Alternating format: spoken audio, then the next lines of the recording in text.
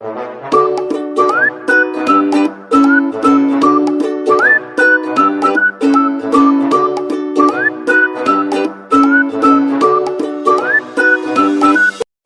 આજે હું શેર કરીશ તમારી સાથે ચણા ચાટ બનાવવાની રેસીપી. તો અહીં આગળ દેશી ચણાને મેં પલાળી લીધા હતા 5 થી 6 કલાક. તો સરસ એવા પલળી ગયા છે. હવે પહેલાં આપણે એની અંદરથી બધું પાણી કાઢી લઈશું. હવે બધું પાણી કાઢી લીધું છે આપણે. તો હવે કુકરમાં એડ કરી દઈશું ચણાને આપણે. હવે એની અંદર આપણે 1 ગ્લાસ પાણી એડ કરીશું. હવે એમાં 1 નાની ચમચી મીઠું એડ કરીશું અને મિક્સ કરી લઈશું આપણે પહેલાં. હવે કુકરને બંધ કરીને આપણે 4 થી 5 વિસલ વગાડી લઈશું. હવે 5 થી 6 વિસલ થઈ ગઈ છે. તો હવે આપણે ચણા ચેક કરી લઈશું. તો સરસ બફાઈ ગયા છે આપણા ચણા. તો હવે આપણે ચાટ બનાવી લઈશું. હવે ચાટ બનાવવા માટે આપણે એક સિગરેટ મસાલો પહેલાં બનાવી લઈશું. 1 ચમચી કાશ્મીરી મરચું લઈશું આપણે. અડધી ચમચી શેકેલા જીરાનો પાવડર લઈશું. અડધી ચમચી મરી પાવડર લઈશું. થોડી હળદર લઈશું.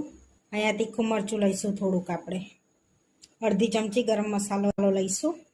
1 ચમચી ધાણા જીરું, અડધી ચમચી સંચળ લઈશું. હવે ચાટમાં સરસ ટેસ્ટ આવે ને એના માટે આમચૂર પાવડર લઈશું આપણે અડધી ચમચી અને 1 ચમચી ચાટ મસાલો. હવે આ બધો આપણે મસાલો લઈ લીધો છે. તો હવે ચણાનું જે ગરમ પાણી હોય ને એ એડ કરીશું.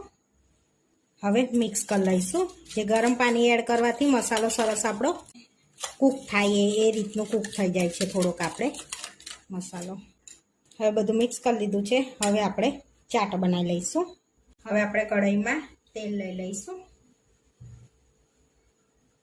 તો 1.5 પડી મેં તેલ લીધું છે અને હવે ગરમ થવા દઈશું. હવે તેલ ગરમ થઈ ગયું છે તો 1 નાની ચમચી રાઈ એડ કરીશું અને 1 નાની ચમચી આપણે જીરું એડ કરીશું. આ બેને સરસ તતડવા દઈશું. હવે સરસ તતડી ગયું છે તો હિંગ એડ કરીશું આપણે.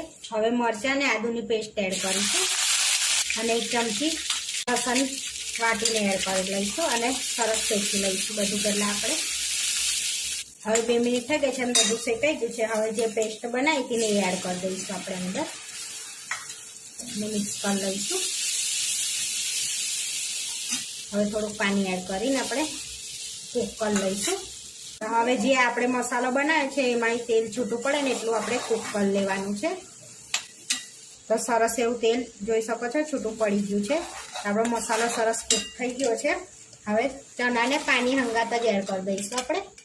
હવે એની અંદર થોડી હળદર એડ કરીશું અને સ્વાદ પ્રમાણે મીઠું એડ કરીશું આપણે.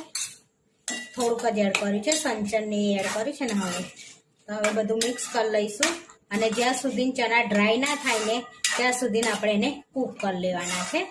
તો હવે આપણે કૂક કરી લઈશું એ રીતના. ચણાને પાણી હંગાત એટલે એડ કરવાના જેથી મસાલો અંદર મિક્સ થઈ જાય ચણામાં, એટલે પાણી હંગાત એડ કરવાના. 10 મિનિટ લાગી છે આ રીતના ચણાને ડ્રાય થતા. જોઈ શકો છો એકદમ ડ્રાય થઈ ગયા છે આપણા ચણા. આ રીતના ડ્રાય કરી લેવાના છે. તો સરસ એવો મસાલો મિક્સ થઈ જાય ચણામાં. હવે આપણે ગેસ બંધ કરી દીધો છે. હવે આપણે ચાટ બનાવી લઈશું ચણાની. ચાટ બનાવવા માટે આપણે બાઉલમાં ચણાને લઈ લઈશું. હવે એની અંદર બાફેલો બટાકો 1 એડ કરીશું આપણે. કટ કરેલો ઝીણું કટ કરેલું ટામેટું લીધું છે. 1 ડુંગળી લઈશું ઝીણી કટ કરેલી. હવે ધાણા એડ કરીશું આપણે થોડાક. હવે અડધું લીંબુ એડ કરીશું આપણે. હવે મિક્સ કરી લઈશું.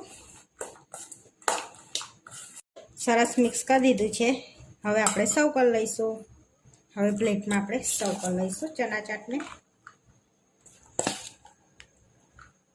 હવે આપણે ડુંગળી અને ટામેટાથી સજાઈ લઈશું એને. આ રીતની મેં સ્લાઈસ કરી છે. હવે ઉપરથી થોડીક ડુંગળી એડ કરીશું આપણે. થોડુંક ટામેટું એડ કરીશું. થોડાક ધાણા એડ કરીશું અને લીંબુ એડ કરીશું. તો આપણી સરસ ચણા ચાટ બનીને રેડી થઈ ગઈ છે. આવા વિડીયો જોવા માટે મારી ચેનલને સબસ્ક્રાઈબ કરો, લાઈક કરો અને શેર કરો અને તમે જરૂરથી ટ્રાય કરો. ફરી મળીશું નવા વિડીયોમાં.